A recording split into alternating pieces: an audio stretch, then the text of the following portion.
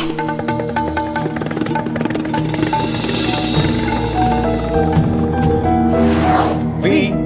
the people of India, having solemnly resolved to constitute India into a sovereign, socialist, secular, democratic republic, and to secure to all its citizens. নমস্কার, আমি ইন্দ্রাণী। শুরু করছি আজকের চতুর্থ স্তম্ভ। পশ্চিম এশিয়ার সামরিক সংঘাত তো কেবল একটা আঞ্চলিক যুদ্ধ নয়, এই সংঘাত বিশ্ব ব্যবস্থায় এক বিরাট অদলবদল এনে দেবে। সেই বদলে যাওয়া ছবির প্রথম বাঁক হলো 28 ফেব্রুয়ারি 2026। আমেরিকা ইসরায়েলের যৌথ বাহিনী ইরানের ওপর হানাদারি, তারপর থেকে দ্রুত বদলে যাচ্ছে আন্তর্জাতিক রাজনীতি। বিশেষ করে এই আক্রমণে ইরানের সর্বোচ্চ নেতা আয়াতুল্লাহ আলী খামেনির মৃত্যু এক অপূরণীয় শূন্যতা আর প্রচণ্ড ক্ষোভের জন্ম দিয়েছে, যা চট করে মিটবে না। বিশ্বের বিভিন্ন রাষ্ট্র ও জোট, পশ্চিম এশিয়ার মুসলিম দেশগুলো, এমনকি ন্যাটোর অনেক সদস্য দেশও যেখানে এই আগ্রাসনের বিরুদ্ধে সোচ্চার হয়েছে, সেখানে বিশ্বগুরু মোদিজির নেতৃত্বে ভারতের হিরণ্ময় নীরবতা লজ্জার, চোখে পড়ার মতো এক বিচ্যুতি।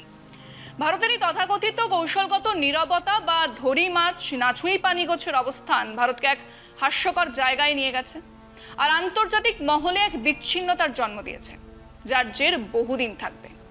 এমনকি জার্মানির প্রেসিডেন্ট ফ্রাঙ্ক ওয়াল্টার স্টেইনমেয়ারও স্পষ্ট ভাষায় বলেছেন যে আমেরিকার এই যুদ্ধের সপক্ষে দেওয়া কোনো যুক্তি ধোপে টেকে না। এটা আন্তর্জাতিক আইনের সরাসরি লঙ্ঘন। মিশরের বিদেশমন্ত্রী বদর আবদেলাত্তি প্রায় সঙ্গে সঙ্গে কূটনৈতিক মিশন নিয়ে নেমে পড়েছিলেন, যার লক্ষ্যই ছিল মধ্যপ্রাচ্যকে এক সম্পূর্ণ বিশৃঙ্খলার হাত থেকে রক্ষা করা। তিনি জর্ডান, সৌদি আরব, সংযুক্ত আরব আমিরশাহী, ওমান, তুরস্ক, পাকিস্তান, ফ্রান্স এবং সাইপ্রাসের মতো দেশের বিদেশমন্ত্রীদের সাথে একের পর এক বৈঠক ও ফোনে আলোচনা করেন। মিশরের এই তৎপরতার মূল লক্ষ্য ছিল আমেরিকা ইরানের মধ্যে সরাসরি সংলাপের পথটা খুলে দেওয়া আর দ্রুত যুদ্ধবিরতি কার্যকর করা। আশ্চর্যের বিষয় হলো, মিশর, সৌদি আরব, পাকিস্তানের মতো দেশগুলো যারা ঐতিহাসিকভাবে আমেরিকার ঘনিষ্ঠ সামরিক অংশীদার, তারা কিন্তু এই যুদ্ধে আমেরিকার পাশে দাঁড়ায়নি, বরং তারা এই আক্রমণকে ইরানের সার্বভৌমত্বের উপর এক নগ্ন আগ্রাসন এবং অগ্রহণযোগ্য লঙ্ঘন হিসেবে কেবল দেখেছে, সে কথা জোর গলায় বলছে। তারা কেবল মৌখিক নিন্দা করেই ক্ষান্ত থাকেনি, বরং কূটনৈতিক প্রোটোকল মেনে ইরানের প্রেসিডেন্ট মাসুদ পেজেশকিয়ানকে খামেনির মৃত্যুতে সরাসরি শোকবার্তাও পাঠিয়েছে। এই দেশগুলোর প্রধান উদ্বেগের কারণ ছিল অর্থনৈতিক এবং জ্বালানি নিরাপত্তা। তারা ভালো করেই জানে যে ইরানের সাথে এই সংঘাত চলতে থাকলে লোহিত সাগর আর পারস্য উপসাগরীয় অঞ্চলে বাণিজ্য সম্পূর্ণ থমকে যাবে। সৌদি আরব, সংযুক্ত আরব আমিরশাহী সরাসরি আমেরিকার এই অভিযানে অংশ নিতে অস্বীকার করে। তারা মনে করে যে ইরানের ওপর এই ধরনের আক্রমণ সমগ্র অঞ্চলের নিরাপত্তাকে ধ্বংস করে দেবে। ওমান, এমনকি সুইজারল্যান্ডও এই সংকটে মধ্যস্থতাকারী হিসেবে কাজ করার চেষ্টা করেছে। বিশেষ করে ওমানের রাজধানী মাস্কাট, সুইজারল্যান্ডের জেনেভাতে আমেরিকা ইরানের প্রতিনিধিদের মধ্যে পর্দার আড়ালে বেশ কিছু আলোচনা হয়েছে।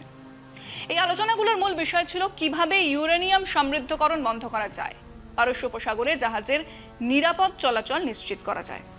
সাধারণত মনে করা হয় যে আমেরিকার যে কোনো সামরিক অভিযানে ন্যাটোর 30টা দেশ একজোট হয়ে সমর্থন দেবে, কিন্তু 2026 সালের এই ইরান যুদ্ধ সেই ধারণাকে ভুল প্রমাণিত করেছে। একটা বিরতি নিয়ে ফিরছি, সঙ্গে থাকুন। ন্যাটোর অনেক সদস্য দেশ এই যুদ্ধকে অপ্রয়োজনীয়, অবৈধ বলে বিবৃতি দিয়েছে। স্পেনের প্রধানমন্ত্রী পেড্রো সানচেজ এই যুদ্ধকে এক বিরাট ভুল বলেছেন। সানচেজ তার দেশে নো টু ওয়ার বা যুদ্ধে না স্লোগানটাকে আবার ফিরিয়ে এনেছেন, যা 2003 সালের ইরাক যুদ্ধের সময়ের কথা মনে করিয়ে দেয়। আমেরিকা যখন স্পেনের কাছে তাদের সামরিক ঘাঁটি রোটা আর মোরন ব্যবহারের অনুমতি চেয়েছিল, সানচেজ সরাসরি তা নাকচ করে দেন।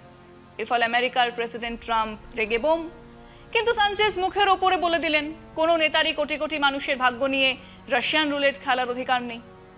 জার্মানির চ্যান্সেলর ফ্রেডরিক মার্জ যদিও ইরানের নেতৃত্বের করা সমালোচনা করেছেন, কিন্তু তিনিও স্বীকার করেছেন যে বার্লিনের সাথে আগে আলোচনা করা হলে তারা এই যুদ্ধের বিরুদ্ধে পরামর্শ দিত।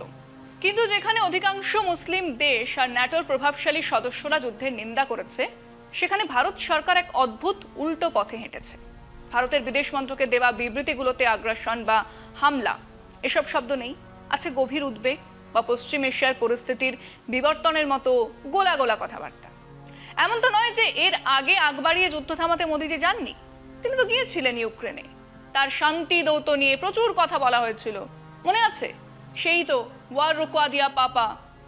ইরানের সর্বোচ্চ নেতা খামেনির মৃত্যুতে অধিকাংশ দেশ যেখানে সরকারি শোকবার্তা পাঠিয়েছে, সেখানে ভারত সরকার প্রথম কয়েকদিন একটা কথাও বলেনি। এমনকি ভারতের প্রতিবেশী রাষ্ট্রগুলো যখন শোক জানাচ্ছিল তখনও নয়াদিল্লি চুপ করেছিল। শুধুমাত্র বিরোধী দলগুলোর কড়া সমালোচনা আর ঘরোয়া রাজনীতির চাপের মুখে পড়ে 5ই মার্চ ভারতের বিদেশ সচিব বিক্রম মিস্ত্রিকে ইরানের দূতাবাসে পাঠানো হয় শোক বইতে স্বাক্ষর করার জন্য। এটা স্রেফ চাপের মুখে নেওয়া ভণ্ডামি। কিন্তু এগুলো কেন? দ্বিপাক্ষিক বাণিজ্য চুক্তির জন্য? উচ্চ প্রযুক্তি অংশীদারিত্ব প্যাক্স সিলিকার জন্য? আমেরিকার রাষ্ট্রদূত সার্জিও গোরের দেখানো উজ্জ্বল ভবিষ্যতের স্বপ্নের জন্য? যদি তাও হয়, তাহলে এই নীরবতার ফল হবে হিতে বিপরীত। তাকে দেখুন, ওই ওয়াশিংটন আজ ইরান বা মধ্যপ্রাচ্যের সঙ্গে তাদের কূটনৈতিক আলোচনায় ভারতকে প্রায় বাতিলের খাতায় নামিয়ে দিয়েছে। অথচ পাকিস্তান, মিশর, ওমানের মতো দেশগুলো সেখানে বড় ভূমিকা পালন করছে। আমাদের বিদেশ নীতির সবচেয়ে দুর্বল দিকটা সামনে এলো 4 মার্চ 2026। সেদিন ভারত মহাসাগরের আন্তর্জাতিক জলসীমায় শ্রীলঙ্কার গাল বন্দর থেকে মাত্র 19 থেকে 44 নটিক্যাল মাইল দূরে আমেরিকার একটা পারমাণবিক সাবমেরিন ইউএসএস শার্লট ইরানের যুদ্ধ জাহাজ IRIS ডেনাকে টর্পেডো মেরে ডুবিয়ে দেয়। এই ইরানি জাহাজটা ভারতের বিশাখাপত্তনমে অনুষ্ঠিত মিলন 2026 নৌ মহড়ায় অংশ নিয়ে স্বদেশের পথে ফিরছিল। মিলন মহড়া ছিল ভারতের নৌ কূটনীতির এক উজ্জ্বল উদাহরণ, যেখানে 74টা দেশ অংশ নিয়েছিল। এই মহড়াতে থাকা ওই জাহাজের মৃত নাবিকেরা কদিন আগেই তাজমহলের সামনে দাঁড়িয়ে ছবি তুলেছে। ভারত মহাসাগরে ভারতের এই অতিথি জাহাজটাকে যখন আমেরিকা আক্রমণ করে, তখন তাতে 87 জন ইরানি নাবিক মারা যান। ইরানের বিদেশমন্ত্রী আব্বাস আরাকচি ক্ষোভের সাথে বলেছিলেন যে ডেনা ছিল ভারতের নৌবাহিনীর অতিথি, যাকে ভারতের ঘরের চৌখাটে মেরে ফেলা হলো। বিরাট প্রতিক্রিয়া, খুব স্বাভাবিক ছিল। কিন্তু ঘটনার প্রায় 24 ঘন্টা পর ভারতের নৌবাহিনী কেবল একটা ছোট বিবৃতি দিয়ে উদ্ধার কাজের সহায়তার কথা জানায়। আমেরিকা ভারতের এই নীরবতাকে ভারতের দুর্বলতা হিসেবে ধরে নিয়েছে। আমেরিকার এই পদক্ষেপ ভারতের সার্বভৌমত্ব এবং ভারত মহাসাগরে ভারতের নেট সিকিউরিটি প্রোভাইডার ভাবমূর্তিকে ধূলিসাৎ করে দিয়েছে। অথচ তাকিয়ে দেখুন, কিছুদিন আগেই বিশ্বগুরু হিসেবে যে মোদিজি নিজেকে তুলে ধরার চেষ্টা চালিয়ে যাচ্ছিলেন, তার মুখে একটাও কথা নেই। এদিকে ইরান যুদ্ধের প্রতিক্রিয়া হিসেবে হরমুজ প্রণালী বন্ধ। ফলে বিশ্ববাজারে জ্বালানি তেলের দাম তো বেড়েছেই, কিন্তু ভারতের জন্য সবচেয়ে বড় সংকট হয়ে দাঁড়িয়েছে রান্নার গ্যাস বা এলপিজির অভাব। ভারতের মোট এলপিজি আমদানির প্রায় 90% আসে মধ্যপ্রাচ্য থেকে, আর এর পুরো অংশটাই ওই হরমুজ প্রণালী দিয়ে। মার্চ 2026-এর মাঝামাঝি সময় দেখা যায় যে এলপিজির সরবরাহ প্রায় 95% কমে গেছে। এর ফলে ভারতের দিল্লি, মুম্বাই, কলকাতা, চেন্নাইয়ের মতো বড় শহরগুলোতে রান্নার গ্যাসের তীব্র সংকট ইতিমধ্যেই দেখা দিয়েছে।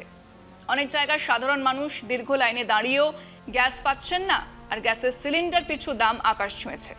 হোটেল রেস্তোরাঁগুলো বন্ধ হওয়ার উপক্রম। ভারত সরকার পরিস্থিতি সামাল দিতে আমেরিকা থেকে এলপিজি আমদানির পরিমাণ বাড়িয়েছে, আর রাশিয়া থেকে তেল কেনার চেষ্টা চালাচ্ছে। কিন্তু এতেও সমস্যার সমাধান হচ্ছে না। মধ্যপ্রাচ্য থেকে একটি এলপিজি জাহাজ ভারতে আসতে সময় লাগতো মাত্র 7 থেকে 8 দিন, যেখানে আমেরিকা থেকে আসতে সময় লাগছে প্রায় 45 দিন।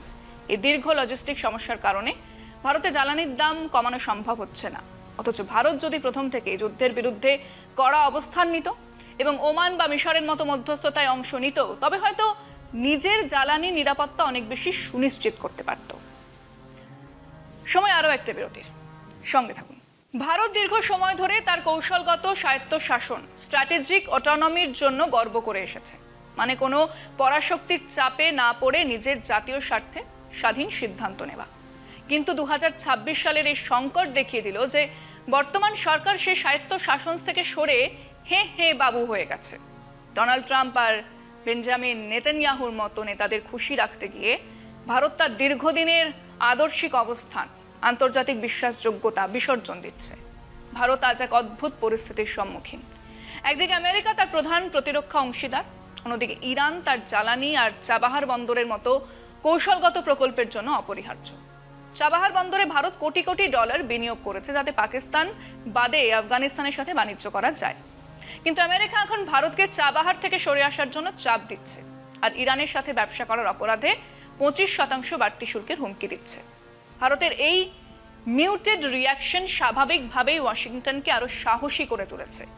মাথা যত নিচু করবে ততই প্রতিপক্ষ মাথা আরো নিচু করার নির্দেশ দেবে। এই যুদ্ধের একটা গুরুত্বপূর্ণ শিক্ষা হলো কোনো দেশেরই তার মৌলিক নীতি বিসর্জন দেওয়া উচিত নয়।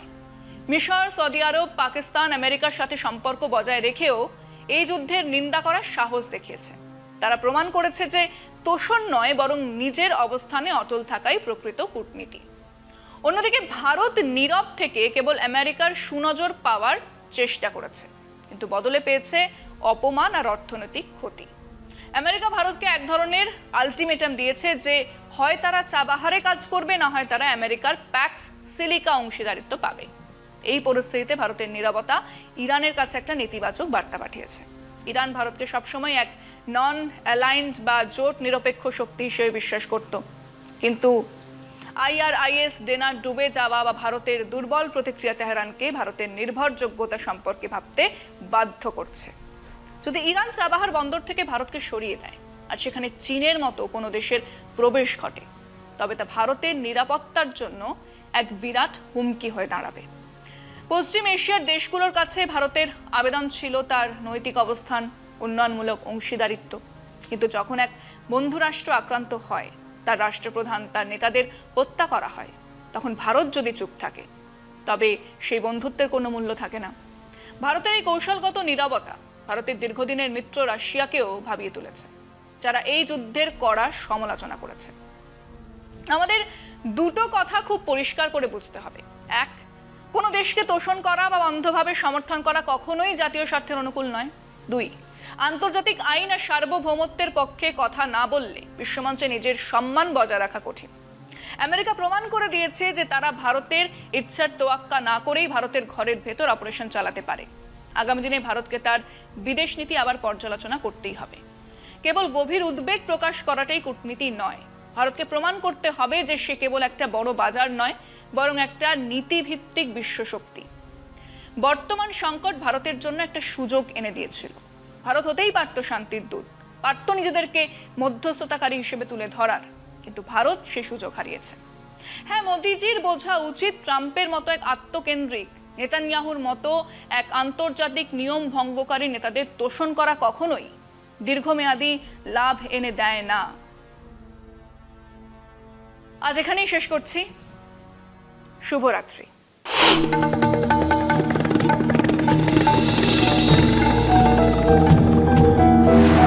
We, the people of India, having solemnly resolved to constitute India into a sovereign, socialist, secular, democratic republic, and to secure to all its citizens